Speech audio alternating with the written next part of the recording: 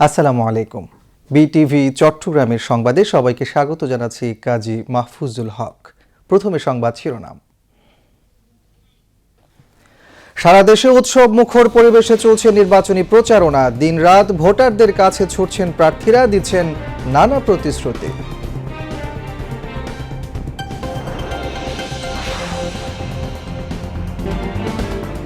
পাঁচ আগস্টের পর গুপ্ত হিসেবে পরিচিত একটি দল নতুন জালেম হিসেবে আবির্ভূত হয়েছে বললেন বিএনপি চেয়ারম্যান তারেক রহমান।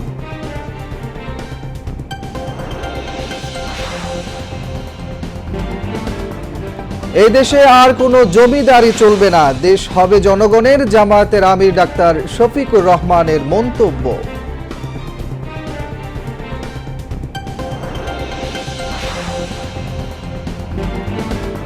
যারা নারীদের উপর নির্যাতন, নিপীড়ন, চাঁদাবাজি, সন্ত্রাস ও জুলুম করে তাদেরকে আসন্ন নির্বাচনে পরাজিত করার আহ্বান এনসিপির আহ্বায়ক নাহিদ ইসলামের।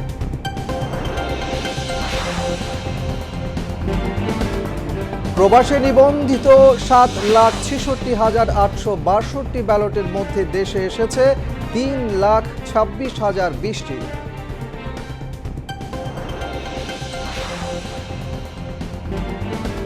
ইরানের সঙ্গে আলোচনার কথা নিশ্চিত করলেন মার্কিন প্রেসিডেন্ট ডোনাল্ড ট্রাম্প। আরব সাগরে ইরানের ড্রোন ভূপাতিতের দাবি মার্কিন বাহিনীর।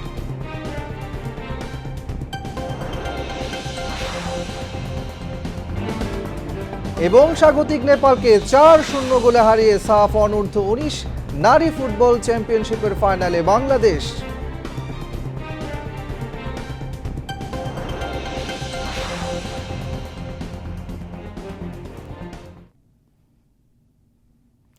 এতক্ষণ সংবাদ শিরোনাম শুনলেন, এবার বিস্তারিত। আসন্ন ত্রয়োদশ জাতীয় সংসদ নির্বাচনের আর মাত্র 8 দিন বাকি। নির্বাচনকে কেন্দ্র করে সারা দেশে জমজমাট হয়ে উঠেছে নির্বাচনী প্রচারণা।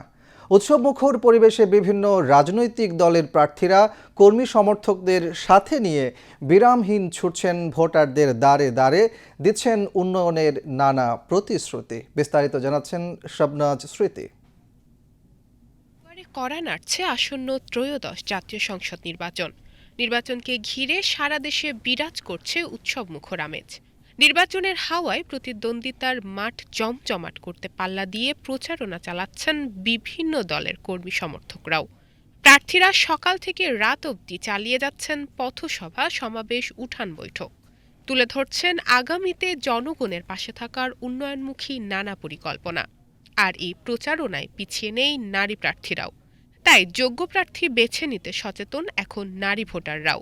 আমি যে প্রার্থীকে যোগ্য মনে করব, যাকে সৎ মনে করব, তাকে যেমন ভোট দেব, আমার আত্মীয় স্বজন, বন্ধু বান্ধব, প্রতিবেশী সবার কাছে এই মেসেজটা পৌঁছিয়ে দেওয়া আমার নৈতিক দায়িত্ব। এবার আমরা চাই একটা সুষ্ঠু একটা ভোটার যে আমরা ভোট দিতে পারি, আর সবাই যে সব মহিলারা যে ভোট দিতে পারে সুষ্ঠুভাবে, আমরা যে সুন্দর একটা পরিবেশ চাই, আমাদের দেশটা যে উন্নতির দিকে চলবে। আমরা নারীর কাছে যেমন আমাদের একটা বিষয় নিয়ে বলতে পারবো, সহজেই বলা যাবে, কিন্তু পুরুষের কাছে যে আমার ব্যক্তিগত বিষয়, আমার পারিবারিক বিষয় আমি এভাবে বলতে পারবো না। সেই হিসাবে আমি চাই অবশ্যই নারী নেতৃত্ব, নারীর জন্য অবশ্যই পারফেক্ট একটা প্লেস। এখানে আমরা অবশ্যই নারী নেতৃত্ব চাই। আমি মূলত যেহেতু একজন নতুন ভোটার, সেক্ষেত্রে আমি চাই একদম সুস্থ স্বাভাবিক পরিবেশে ভোট দিতে। আর নারী হয়ে নারীর অগ্রাধিকার হিসেবে যাতে ভালোভাবে ভোট দেওয়া যায়, তারপর এরকমের একজন চাইবো যে কিনা আমাদের নারীদের বিষয় নিয়েও ভাবে। তবে নির্বাচনের এই আমেজ নগরে, বন্দরে, পাড়া মহল্লায়, অলিতে গলিতে সচেতন ভোটারদের মাঝে বিরাজ করছে মুখরিত আলোচনা সমালোচনায়। সাধারণ ভোটাররা বলছেন সরকারের নামে নেতৃত্ব পরিবর্তন হয়েছে বারবার, কিন্তু পরিবর্তন হয়নি দুর্নীতির। তাই সুষ্ঠু নিরপেক্ষ ভোট চান ভোটাররা, নির্বাচিত করতে চান যোগ্য প্রার্থীকেই। আমরাও চাই যে যোগ্য ব্যক্তি নির্বাচন করার জন্য, যে আমাদের এলাকার সমস্যাগুলো, সংকটগুলো নিরসন করতে পারবে, যে প্রতিশ্রুতি বাস্তবায়ন করতে পারবে। বিগত 17 বছর পর আমরা এই ভোটের সুযোগ পেয়েছি, আর এই ভোট আমরা খুব আনন্দ সহকারে দেবো। আপনার 17-18 বছরের মধ্যে এরকম বুড়া আমরা দেই নাই, যা পরিস্থিতি বার দেওয়া যেতেছে অনেক ভালো। যে আমাদের পাশে সেবা দিবে, যে আমাদের পাশে বারবার আসবে, শিক্ষা, শিল্প, সংস্কৃতি, চিকিৎসা, ভাতা, এবং বারবার আমাদেরকে দেখবে, তার পিছনে আমাদের এই 17 আসনের ভোটার আমরা আসি। ত্রয়োদশ জাতীয় সংসদের এই নির্বাচনে নতুন মাত্রা যোগ হয়েছে গণভোটের মধ্য দিয়ে। ভোটাররা এবার দেশ পরিবর্তনের অঙ্গীকারে একই সাথে 2টি ভোট দিতে পারবেন। সেই সাথে পোস্টাল ভোট বিডি অ্যাপের মাধ্যমে 2টি ভোটে অংশগ্রহণ করতে পারবেন প্রবাসী ভোটাররাও। যেহেতু আমাদের নাগরিক হিসাবে আমার দায়িত্ব আছে দেশকে একটা সুন্দর দিকে নিয়ে নেওয়ার জন্য এবং সুন্দর পরিকল্পনা করার জন্য, সেই জন্য আমি গণভোটে অংশগ্রহণ করতে চাই। যে পাওনা যে যোগ্য ব্যক্তি তারই দিবে ভোট, এটাই আশা করে সবাই। আমরা উৎসবমুখর এবং অংশগ্রহণমূলক একটি সুন্দর নির্বাচন দেখতে চাই এবং প্রত্যেকটি লোক যেন নিরাপদে কেন্দ্রে যেয়া তাদের ভোটাধিকার প্রয়োগ করতে পারে এবং নির্বিঘ্নে যেন বাসায় ফিরে যেতে পারে, এই ধরনের একটা নির্বাচন আমরা দেখতে চাই। এদিকে জাতীয় সংসদ নির্বাচনকে সামনে রেখে টাঙ্গাইল 5 সদর আসনে জমে উঠেছে নির্বাচনী প্রচারণা। আনুষ্ঠানিক প্রচারণা শুরুর পর থেকে ভোটারদের দাঁড়ে দাঁড়ে ঘুরছেন এই আসনের প্রার্থী ও তাদের নেতাকর্মীরা। উঠান বৈঠক, মতবিনিময় সভা, সৌজন্য সাক্ষাৎ ও গণসংযোগে ব্যস্ত সময় পার করছেন তারা। এই আসনে বিএনপি ও জামায়াতে ইসলামী সহ মোট 10 জন প্রার্থী প্রতিদ্বন্দ্বিতা করছেন। এবার সুষ্ঠু এবং সুন্দর নির্বাচন চাই। আগামীতে যোগ্য প্রার্থী এবং দেশ পরিচালনায় যারা সফল হবে তাদেরকে আমরা ক্ষমতায় দেখতে চাই। আমি সুষ্ঠু এবং অবাধ সুন্দরভাবে নির্বাচন যদি হয় এটা আমি চাই। জনগণ যাতে সুন্দরভাবে ভোট দিতে পারে, তাদের মনের যে স্পৃহা আছে সেটা সুন্দরভাবে প্রকাশ করতে পারে, এটাই আমি চাই।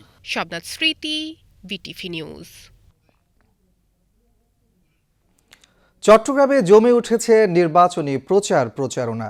ভোট প্রার্থনা করে গণসংযোগ করছেন প্রার্থী ও সমর্থকরা, দিচ্ছেন নানা প্রতিশ্রুতিও। বিস্তারিত জানাচ্ছেন আতিকুর রহমান। ত্রয়োদশ সংসদ নির্বাচনের প্রচারণার বাকি আর মাত্র 6 দিন। 10 ফেব্রুয়ারি সকাল 7:30টায় শেষ হচ্ছে প্রচারণা। সময় যত ফুরিয়ে আসছে, বন্দরনগরী চট্টগ্রামের নির্বাচনী লড়াই ততই জমে উঠছে। নগরীর অলিগলি এখন স্লোগান আর মাইকিংয়ে মুখর। চায়ের দোকান থেকে শুরু করে কাঁচা বাজার সবখানে বইছে নির্বাচনী আমেজ। প্রার্থীদের এখন দম ফেলার সময় নেই। দিনরাত এক করে তারা ছুটছেন ভোটারদের দুয়ারে। ভোটারদের দিচ্ছেন নানান প্রতিশ্রুতি, কেউ বলছেন কর্মসংস্থানের কথা, কেউ দিচ্ছেন আধুনিক ও স্মার্ট চট্টগ্রাম গড়ার অঙ্গীকার। শুধু ব্যক্তিগত প্রতিশ্রুতি নয়, ভোটারদের বড় দাবি এখন পরিকল্পিত চট্টগ্রাম। আমাদের যে দেশ সুন্দরভাবে গঠন করতে দেশ যেভাবে চলতে পারে তাদের আমাদের দরকার। যে সৎ মানুষ দেশত লুটতরাজ করবে না, সেরকম মানুষ দরকার। তবে প্রার্থীদের প্রতিশ্রুতি চেয়ে ভোটারদের কাছে বড় চাওয়া সুষ্ঠু পরিবেশ। দীর্ঘ প্রতীক্ষিত এই নির্বাচনে ভোট দেওয়ার জন্য উন্মুখ হয়ে আছেন সাধারণ মানুষ। এদিকে প্রশাসন থেকে দেওয়া হচ্ছে কঠোর নিরাপত্তার আশ্বাস।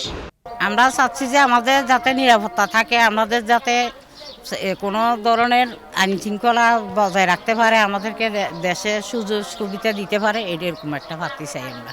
আমাদের এলাকার পরিবেশ, এলাকার সৌন্দর্য যেই সৌন্দর্যভাবে চালাতে পারে সে মনোনীত প্রার্থী হোক। আমাদের দেশটাকে ইনসাফের দিকে নিয়ে যাবে, আমরা তাদের পক্ষে আছি, সে যেই দলেরই হোক। আমরা দল বুঝি না, মত বুঝি না, আমাদের ইনসাফ দরকার। শান্তি যারা দিতে পারবে, নিরাপত্তা দিতে পারবে, তারাই ক্ষমতা আসার উচিত। আগামী 12 ফেব্রুয়ারি চট্টগ্রামে ভোটাররা নির্ধারণ করবেন তাদের আগামী 5 বছরের প্রতিনিধি। প্রার্থীদের প্রতিশ্রুতি আর ভোটারদের আস্থার হিসাবে জয়ী হবেন প্রার্থীরা। আতিকুর রহমান, বাংলাদেশ টেলিভিশন, চট্টগ্রাম। যে রাজনৈতিক দলটিকে জনগণ গুপ্ত হিসেবে চেনে, তারা এখন জালিমের ভূমিকায় আবির্ভূত হয়েছে বলে মন্তব্য করেছেন বিএনপি চেয়ারম্যান তারেক রহমান। সকালে বরিশালের বেলস পার্ক ময়দানে নির্বাচনী জনসভায় তিনি বলেন, জালেম দলটি ক্ষমতায় গেলে জনগণের উপর দুর্ভোগ চাপিয়ে দেবে। ইকবাল ফরহাদের রিপোর্ট।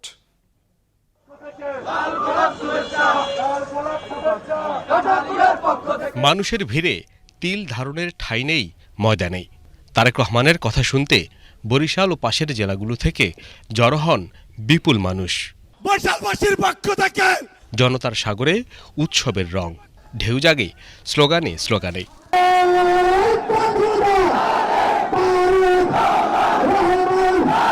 তারেক রহমান দেশ গড়তে তার পরিকল্পনার বিস্তারিত তুলে ধরেন। বলেন জনগণের সমর্থন পেলে সুন্দর ভবিষ্যৎ উপহার দেবেন তিনি।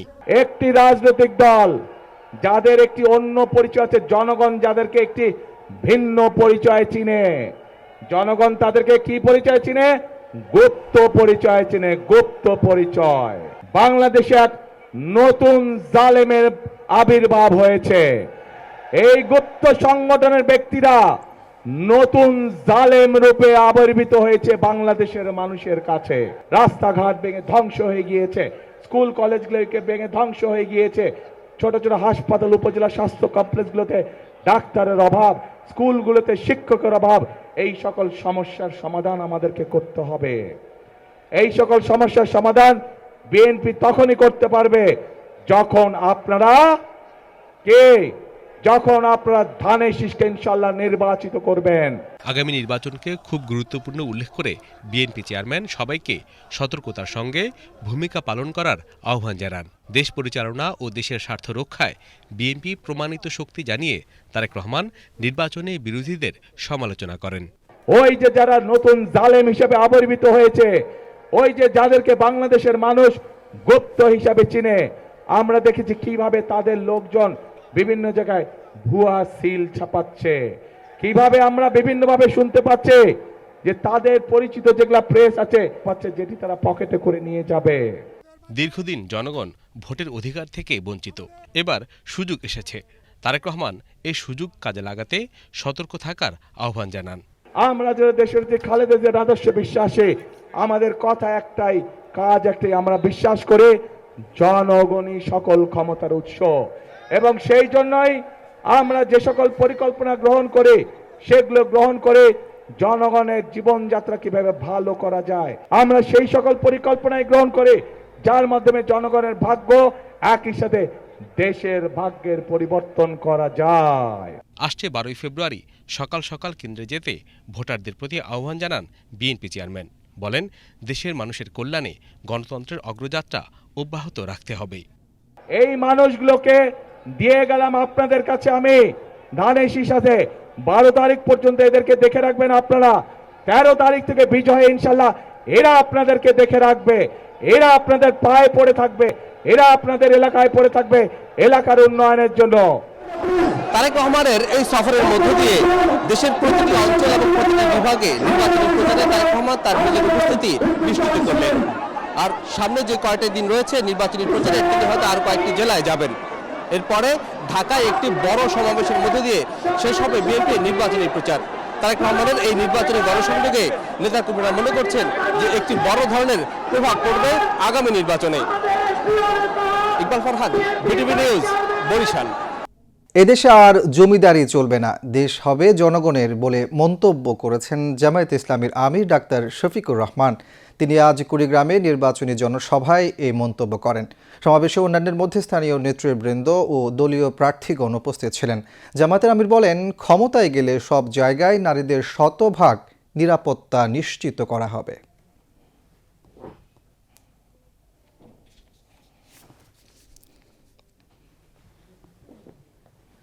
এই বাংলাদেশ হবে ইনশাআল্লাহ জনগণের বাংলাদেশ। আমরা মাদেরকে কথা দিচ্ছি, আমাদের সব কিছুর বিনিময়ে ইনশাআল্লাহ আপনাদের আবাসস্থলে, রাস্তাঘাটে, চলাচলে, কর্মস্থলে সব জায়গায় আমরা ইনশাআল্লাহ আপনাদের শতভাগ নিরাপত্তা এবং মর্যাদা আমরা নিশ্চিত করব। এটি আমাদের 1 নম্বর অগ্রাধিকার।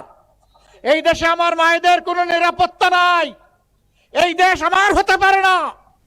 আমার ওই দেশ যে দেশে আমার মায়ের নিরাপত্তা থাকবে, আমার বোনের নিরাপত্তা থাকবে, আমার মেয়ের নিরাপত্তা থাকবে, তার গৃহে চলাচলে এবং কর্মস্থলের তার অধিকার সুপ্রতিষ্ঠিত হবে। 4 দিন আগে আমার এক্স আইডি হ্যাক করে যা তা এখান থেকে চালাই দিছে, আর এমনি একটা দল ঝাঁপাইয়া পড়ছে, তাই রে নাই রে নাই রে বলে গান শুরু করে দিছে। লজ্জা! ওদের চুনুপুটি তো গাইল বটে, ওদের বড় বড় মাথাগুলোও একই গান গাওয়া শুরু করে দিল। কাণ্ডজ্ঞান কোথায়? আলহামদুলিল্লাহ আমাদের সাইবার টিম ওদেরকে শক্তভাবে কবজা করে ধরে ফেলেছে। দধি সংস্কারের কাজ করে নাই, এই চোররা টাকা চুরি করে বিদেশে পাচার করেছে 28 লক্ষ কোটি টাকা। দেশবাসী, কুড়িগ্রামবাসী কথা দিচ্ছি, আল্লাহ যদি আমাদেরকে সুযোগ দেন, ওদের মুখের ভিতর দিয়ে হাত পেট পর্যন্ত ঢুকায় সব বের করে আনবো ইনশাআল্লাহ। যারা নারীদের উপর নির্যাতন নিপীড়ন করে, চাঁদাবাজি, সন্ত্রাস ও জুলুম করে, তাদেরকে আসন্ন জাতীয় সংসদ নির্বাচনে পরাজিত করার আহ্বান জানিয়েছেন 11 দলীয় নির্বাচনী ঐক্যের ঢাকা 11 আসনের এমপি প্রার্থী এনসিপির আহ্বায়ক মোহাম্মদ নাহিদ ইসলাম। তিনি আজ সকালে রাজধানীর খিলগাঁও চৌধুরীপাড়া মাটির মসজিদ এলাকায় নির্বাচনী প্রচারের অংশ হিসেবে পথসভায় ভোটারদের এ আহ্বান জানান। এ সময় জাতীয় নাগরিক পার্টির নেতৃবৃন্দ উপস্থিত ছিলেন। জুলাই গণ অভ্যুত্থানের মধ্য দিয়ে নতুন বাংলাদেশ গড়ার যে অঙ্গীকার, তার বাস্তবায়নে ভোটারদের সহযোগিতা চান নাহিদ ইসলাম।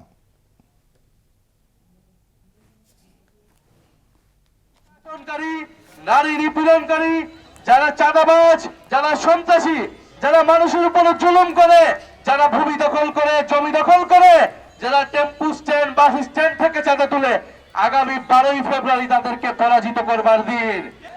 ইনশাআল্লাহ 12ই ফেব্রুয়ারি আমরা বাংলাদেশকে নতুন করে গড়ে তোলার যে অঙ্গীকার জুলাই গণ অভ্যুত্থানে রেখেছি, সেই অঙ্গীকার রক্ষা পাবে।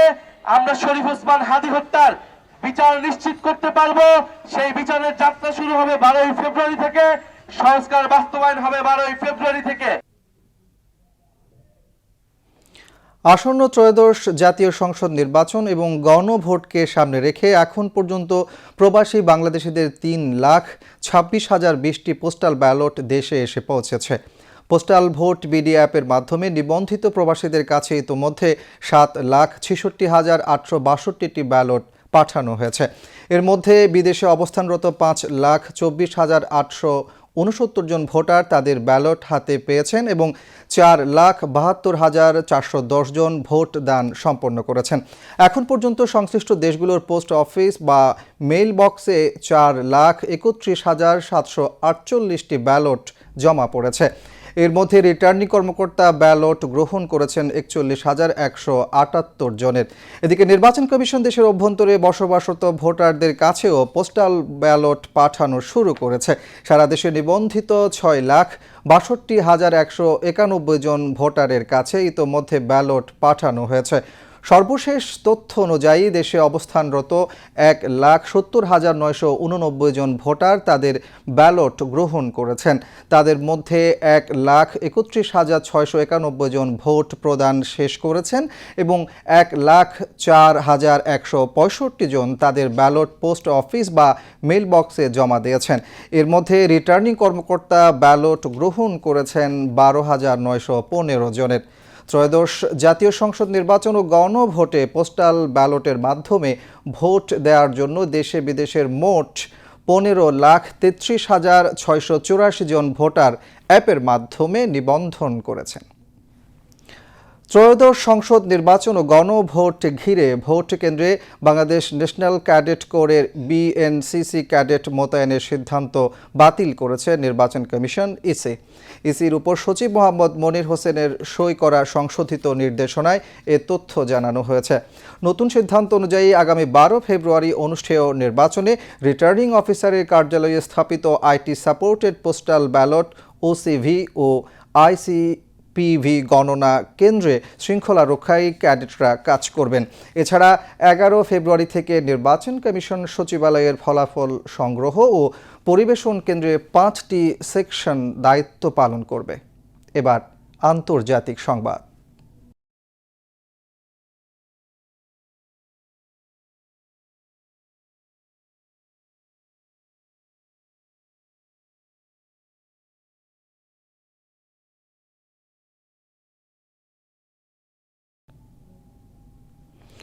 পারস্য উপসাগরে উত্তেজনা কমাতে ইরানের সঙ্গে যুক্তরাষ্ট্র আলোচনা চালিয়ে যাচ্ছে বলে নিশ্চিত করেছেন মার্কিন প্রেসিডেন্ট ডোনাল্ড ট্রাম্প। যুক্তরাষ্ট্রের সামরিক বাহিনী আরব সাগরে ইরানের একটি ড্রোন ভূপাতিত করার ঘোষণা দেওয়ার মধ্যেই এ তথ্য জানান ট্রাম্প। মঙ্গলবার হোয়াইট হাউসে সাংবাদিকদের সঙ্গে আলাপকালে ট্রাম্প বলেন, ইরানের সঙ্গে এ মুহূর্তে আলোচনা চলছে, তবে সেই আলোচনা কোথায় হচ্ছে সে বিষয়ে বিস্তারিত জানাতে অস্বীকৃতি জানান তিনি। ইরানের পারমাণবিক কর্মসূচি নিয়ে তেহরানকে আলোচনায় বসতে চাপ দিচ্ছেন ট্রাম্প। একই সঙ্গে সাম্প্রতিক সরকার বিরোধী বিক্ষোভ দমনের ঘটনায় যুক্তরাষ্ট্র বারবার ইরানকে হামলার হুমকিও দিয়েছেন তিনি।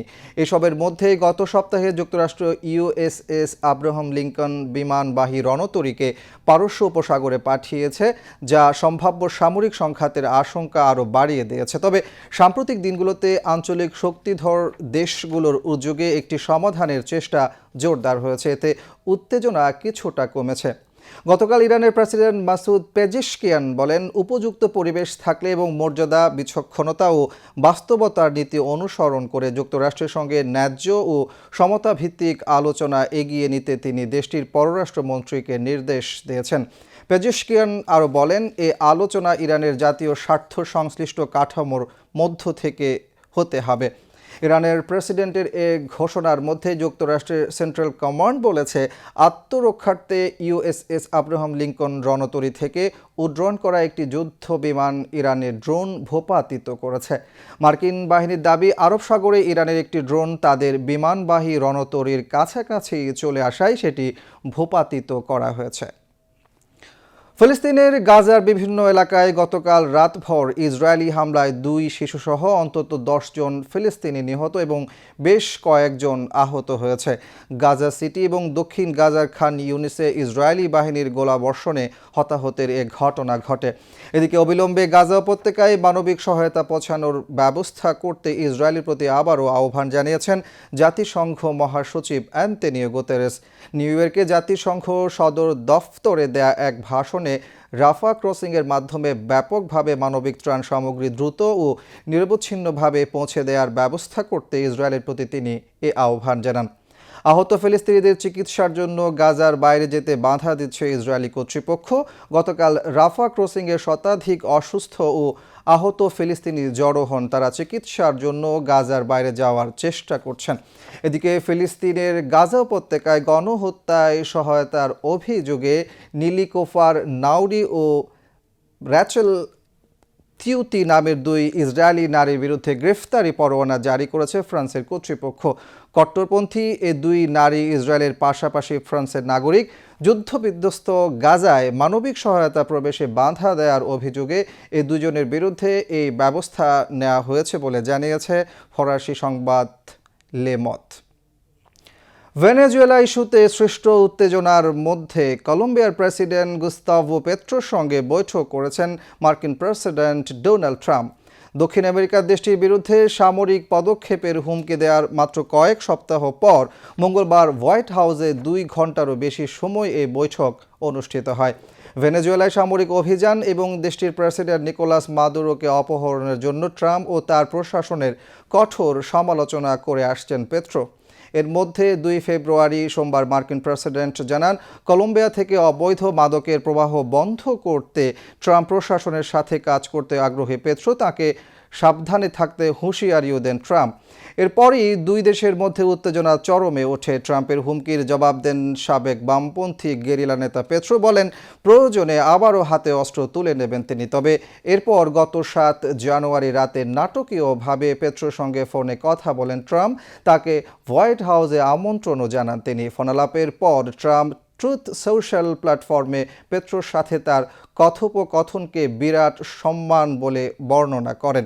কলম্বিয়ার একজন কর্মকর্তা সেই সময় বলেন, কথোপকথনে উভয় পক্ষের আগের বাকযুদ্ধের 180 ডিগ্রি পরিবর্তন লক্ষ্য করা গেছে। ভয়াবহ এক শীতকালীন দুর্যোগের মুখে জাপান। 4 দশকের মধ্যে সর্বোচ্চ তুষারপাত দেশটির উত্তরাঞ্চলে স্বাভাবিক জীবনকে কার্যত থামিয়ে দিয়েছে। গত 2 সপ্তাহে ভারী তুষারপাত আর তীব্র শীতে প্রাণ গেছে অন্তত 35 জনের। আহত হয়েছে প্রায় 4 শতাধিক মানুষ। সবচেয়ে বিপর্যস্ত জাপান সাগর উপকূলবর্তী এলাকাগুলো। পরিস্থিতি সামাল দিতে সেখানে সেনা মোতায়েন করেছে দেশটির সরকার। বিস্তারিত ডেস্ক রিপোর্টে।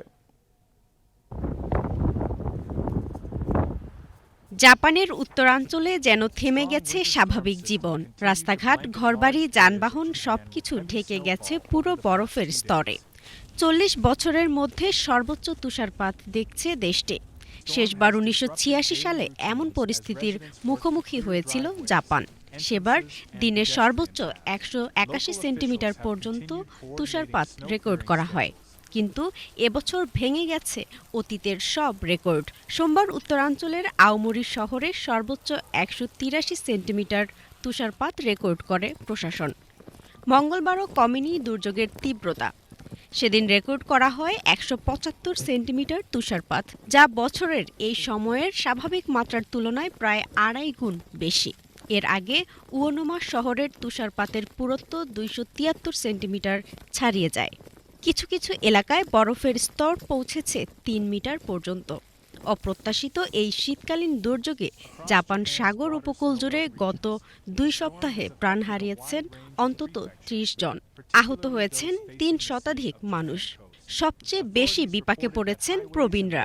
ঘন বরফের নিচ থেকে উদ্ধার করা হয়েছে 91 বছর বয়সী এক বৃদ্ধার মরদেহ। প্রশাসনের আশঙ্কা, তুষার অপসারণের সময় দুর্ঘটনার ঝুঁকি আরও বাড়তে পারে। পরিস্থিতি সামাল দিতে উত্তরের আওমরি সহ বিভিন্ন এলাকায় সেনা মোতায়েনের নির্দেশ দিয়েছেন প্রধানমন্ত্রী সানায়ে তাকাইচি। দুর্যোগ কবলিত এলাকাগুলোতে উদ্ধার কার্যক্রম ও জরুরি সহায়তায় কাজ করছে সেনাবাহিনী। স্থানীয় প্রশাসন সতর্ক করে জানিয়েছে, ছাদে জমে থাকা ভারী তুষার হঠাৎ ভেঙে পড়তে পারে। এছাড়া বরফ গলে গেলে হিমবাহ ধসের আশঙ্কাও রয়েছে। এই আতঙ্ক নিয়েই দিন কাটাতে হচ্ছে স্থানীয় বাসিন্দাদের। জাপানের আবহাওয়া বিভাগ জানিয়েছে, বুধবার থেকে তাপমাত্রা কিছুটা বাড়তে পারে।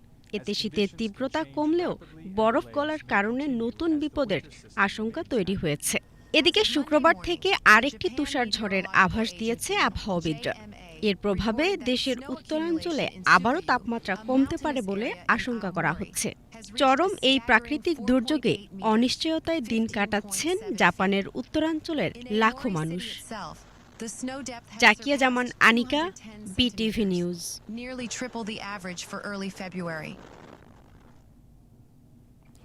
মার্কিন প্রেসিডেন্ট ডোনাল্ড ট্রাম্পের অনুরোধের পর ইউক্রেনের বিদ্যুৎ অবকাঠামোয় রাশিয়ার হামলা আপাতত থেমেছে বলে জানিয়েছেন প্রেসিডেন্ট ভলোদিমির জেলেনস্কি।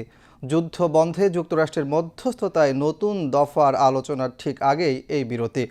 আজ ও আগামীকাল আবুধাবিতে ফের ত্রিপক্ষীয় আলোচনায় বসতে যাচ্ছে যুক্তরাষ্ট্র, রাশিয়া ও ইউক্রেন। এই বাস্তবতায় কূটনীতি ও সংঘাত দুই পথেই একসঙ্গে হাঁটছে মস্কো ও কিয়েভ।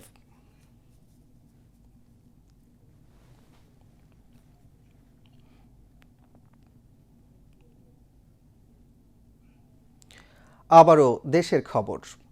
আসন্ন জাতীয় সংসদ নির্বাচনে আইন শৃঙ্খলা রক্ষায় বাংলাদেশ নৌবাহিনীর 5,000 সদস্য দায়িত্ব পালন করছে।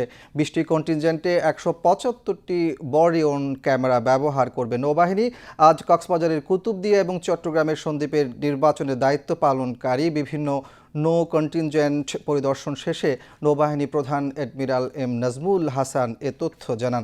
পরিদর্শনকালে তিনি বলেন, জাতীয় সংসদ নির্বাচন ও গণভোট সুষ্ঠু, নিরপেক্ষ এবং শান্তিপূর্ণভাবে আয়োজনের লক্ষ্যে নৌবাহিনী ইন-এইড টু সিভিল পাওয়ার এর আওতায় 16টি সংসদীয় আসনের 25টি উপজেলায় দায়িত্ব পালন করছে। পরে তিনি কুতুবদিয়া এবং সন্দ্বীপে আইন শৃঙ্খলা রক্ষাকারী বাহিনী ও নির্বাচন সংশ্লিষ্ট ব্যক্তিবর্গের সাথে মত বিনিময় সভায় মিলিত হন। এ সময় চট্টগ্রাম বিভাগীয় কমিশনার, পুলিশের রেঞ্জ ডিআইজি, জেলা প্রশাসক, জেলা ম্যাজিস্ট্রেট সহ সংশ্লিষ্ট কর্মকর্তারা উপস্থিত ছিলেন। চট্টগ্রামের গণমাধ্যমে কর্মরত সাংবাদিকদের সাথে মত বিনিময় করেছেন চট্টগ্রাম 2 সংসদীয় আসনে বিএনপি মনোনীত প্রার্থী সারোয়ার আলমগীর। দুপুরে চট্টগ্রাম প্রেস ক্লাবে মত বিনিময় সভায় তিনি বলেন, ফটিকছড়িতে রয়েছে অফুরন্ত সম্ভাবনা। এ সম্ভাবনাকে সঠিকভাবে কাজে লাগানো গেলে উপজেলা সহ দেশের সার্বিক উন্নয়ন আরও ত্বরান্বিত হবে। আগামী নির্বাচনে জয় লাভের মাধ্যমে সুযোগ পেলে তিনি ফটিকছড়ি উপজেলার এ অফুরন্ত সম্ভাবনা কাজে লাগানোর আশাবাদ ব্যক্ত করেন। মত বিনিময় সভায় অন্যান্যের মধ্যে ফটিকছড়ি উপজেলা বিএনপির আহ্বায়ক অবসরপ্রাপ্ত কর্নেল আজিম উল্লাহ বাহার, সাবেক বিচারপতি ফয়সাল মাহমুদ ফয়েজি, সম্মিলিত পেশাজীবী পরিষদের সদস্য সচিব doctor Khurshid Jamil Chowdhury, Chittagong press club সভাপতি জাহিদুল করিম কোচি এবং সাধারণ সম্পাদক গোলাম মাওলা মুরাদ সহ উপজেলা বিএনপির নেতৃবৃন্দ উপস্থিত ছিলেন। সারা দেশের মতো বন্দরনগরী চট্টগ্রামেও যথাযোগ্য ধর্মীয় মর্যাদায় পালিত হয়েছে পবিত্র শবে বরাত। আল্লাহর নৈকট্য লাভের আশায় মসজিদে রাতভর ইবাদত বন্দেগিতে সময় কাটান ধর্মপ্রাণ মুসল্লিরা। মহিমান্বিত রজনী শবে বরাত নিয়ে আতিকুর রহমানের প্রতিবেদন। পরম করুণাময় আল্লাহর নৈকট্য লাভের আশায় ইবাদত বন্দেগী আর তওবা ইস্তেগফারের মধ্য দিয়ে চট্টগ্রামে পালিত হলো পবিত্র শবে বরাত। গত রাতভর বন্দরনগরীর প্রতিটি মসজিদে ছিল ধর্মপ্রাণ মানুষের উপসে আবির। মহিমান্বিত এই রাতে গুনাহ মাপ আর ভাগ্য পরিবর্তনের আশায় মোনাজাতে প্রার্থনা করেন হাজারো মুসল্লি। চট্টগ্রামে ঐতিহাসিক আন্দরকিল্লা শাহী জামে মসজিদ, জমিয়াতুল বালা মসজিদ সহ চট্টগ্রামে ছোট বড় মসজিদগুলোতে নিজের এবং পরিবারের কল্যাণের পাশাপাশি দেশ ও জাতির শান্তি কামনায় ছিল বিশেষ দোয়ার আয়োজন। খুবই মহিমান্বিত রাত। এই রাতে আমাদের সবার চাওয়া থাকে যে আমরা আল্লাহর যাতে অনুগ্রহ পাই এবং আমরা বিগত দিনে যদি কোনো ভুল ত্রুটি ক্ষমা করে থাকি এগুলো আল্লাহ আমাদের ক্ষমা করে দিবেন। ভবিষ্যতে যাতে আমরা আরও ভালোভাবে চলতে পারি, আল্লাহর পথে চলতে পারি, আল্লাহর রাসূলের অনুসরণ করতে পারি। এই জন্য আমরা এই রাতে আমাদের মেন যেটা হচ্ছে সেটা হচ্ছে যে আমরা আমাদের জন্য, আমাদের পরিবারের জন্য, পুরো দেশ জাতির জন্য যাতে আল্লাহ আমাদের সকলকে ভালো করে এবং আল্লাহর পথে আমরা পরিচালিত হতে পারি। তো এই দিনে আসলে আমাদেরও ইচ্ছা, আমাদেরও চাওয়া পাওয়া যে আল্লাহ আমাদেরকে ক্ষমা করুন, সবাইকে ক্ষমা করুন, যারা কবরবাসী আছে তাদেরকেও ক্ষমা করুন। আর আল্লাহ এই দিনে আরেকটা ফজিলত সেটা হচ্ছে রহমত হিসেবে দেখে। তো আমাদের সবার উপর রহমত করে, আমাদের দেশটার প্রতিও যেন রহমত করে। শুধু মসজিদে নয়, এই রাতকে কেন্দ্র করে ঘরে ঘরে চলে উৎসবের আমেজ। সাধ্যমতো দান সৎকা করার মধ্য দিয়ে ফুটে ওঠে ইসলামের ভ্রাতৃত্ববোধ। শিশুদের জন্য এই রাতটি যেন এক বিশেষ আনন্দ বয়ে আনে। আমার এই দিনটার জন্য আমরা সবাই অপেক্ষা করে থাকি, কারণ এই দিনে সবার গুনাহ মাফ হয়ে যায় এবং সবাই সারা রাত ধরে সালাত পড়ে। এই দিনে আমাদের কোরআন তেলাওয়াত ও জিকির করা উচিত, যেন আমাদের গুনাহ কেটে যায়, মাফ হয়ে যায় এবং এই দিনে সবাই প্রার্থনা করে মহান আল্লাহর কাছে। এবং আজকের এই রাতে নফল ইবাদতের মাধ্যমে এবং আগামীকাল পরশু 2 দিন রোজা রাখার মাধ্যমে আল্লাহর দরবারে আমরা শুকরিয়া আদায় করব। এবং আমাদের বাংলাদেশের সামনে একটা নির্বাচন আছে, সুন্দরভাবে সুষ্ঠুভাবে যেন আমাদের নির্বাচনটা হয় এবং বাংলাদেশের জনগণ ভালো থাকতে পারে, সুস্থ থাকতে পারে, সেই ব্যবস্থার জন্য আল্লাহর দরবারে আমরা ফরিয়াদ করব। আমরা নিজেদের জন্য দোয়া চাই, যা বাংলাদেশের জনগণের জন্য দোয়া চাই।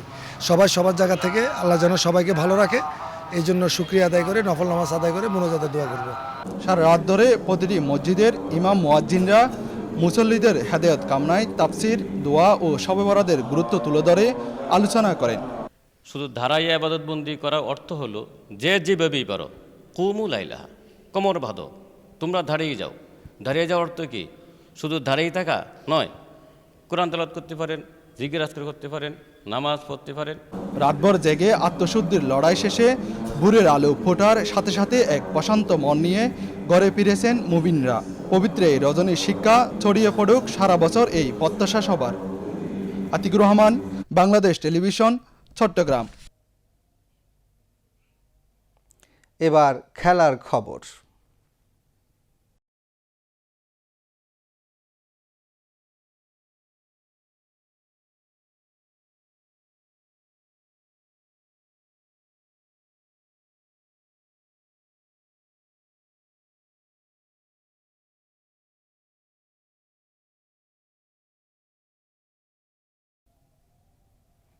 ফুটবল। নেপালকে হারিয়ে ফাইনাল মঞ্চে টিকিট নিশ্চিত করেছে লাল সবুজের মেয়েরা। নেপালের পোখারা রঙ্গশালায় বাংলাদেশ স্বাগতিকদের হারিয়েছে 4-0 গোলে। টানা 3 জয়ে 9 পয়েন্ট নিয়ে আবারও ফাইনালে বাংলাদেশ। 2024 সালে ঢাকায় অনুষ্ঠিত আসরে ফাইনালে মুখোমুখি হয়েছিল বাংলাদেশ ও ভারত। নাটকীয় সে ফাইনালে হারাতে পারেননি কেউ কাউকে। নির্ধারিত সময়ের খেলা 1-1 ও ট্রাই বেকারের 11-11 গোলে সমতার পর দুই দলকে যৌথ চ্যাম্পিয়ন ঘোষণা করেছিল সাফ। 2 বছর পর আবার ফাইনালে বাংলাদেশের প্রতিপক্ষ ভারত। শেষ ম্যাচে পিটার বাটলারের দল নেপালের বিপক্ষে প্রাধান্য বিস্তার করে খেলেই জিতে মাঠ ছেড়েছে। 3য় মিনিটে মীরা খাতুনের গোলে এগিয়ে যাওয়া এবং বিরতির ঠিক আগে আলপি আক্তারের গোলে ব্যবধান দ্বিগুণ করে বাংলাদেশ। আলপি আক্তার নিজে দ্বিতীয় ও দলের তৃতীয় গোল করেন ৬৬ মিনিটে। ৮২ মিনিটে আলপি হ্যাটট্রিক পূরণ করলে বাংলাদেশের জয়ের ব্যবধান বেড়ে হয় ৪-০। লিগ ভিত্তিতে খেলার পর বাংলাদেশ ৯ পয়েন্ট নিয়ে টেবিলের শীর্ষে এবং ৬ পয়েন্ট নিয়ে দ্বিতীয়। ভারত টুর্নামেন্টের নিয়ম অনুযায়ী শীর্ষে থাকা দুই দল ফাইনালে মুখোমুখি হবে শনিবার বিকেল ৩টায়। এবার আবহাওয়ার খবর।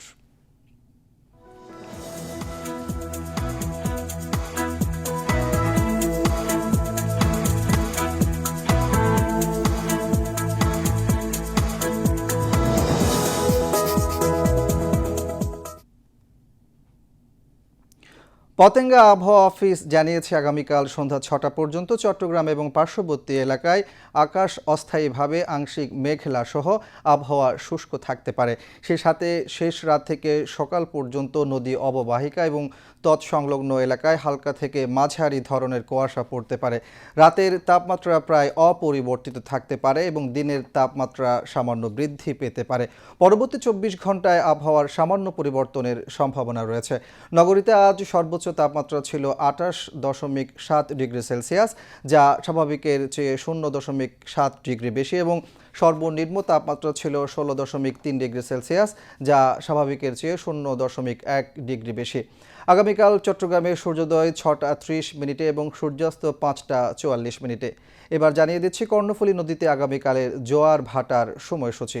ভাটা শুরু হবে রাত ২টা ৪৯ মিনিটে, জোয়ার সকাল ৯টা ৩৬ মিনিটে। পরবর্তী ভাটা শুরু হবে বিকেল ৩টা ১৩ মিনিটে এবং জোয়ার রাত ৯টা ৪১ মিনিটে।